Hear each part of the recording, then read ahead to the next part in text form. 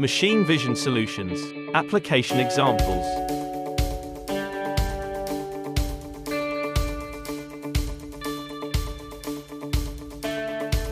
In this system for grease application in connectors, a COGNEX camera mounted on the dispenser assembly is used to verify if the entire cavity of the connector is properly sealed with the protective grease. The inspection result is indicated on the equipment interface and on a printed label for the operator to place on the respective wiring for traceability.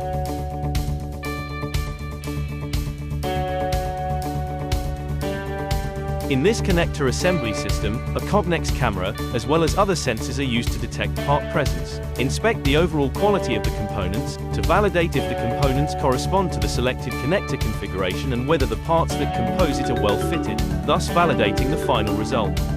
Non-conforming parts are segregated.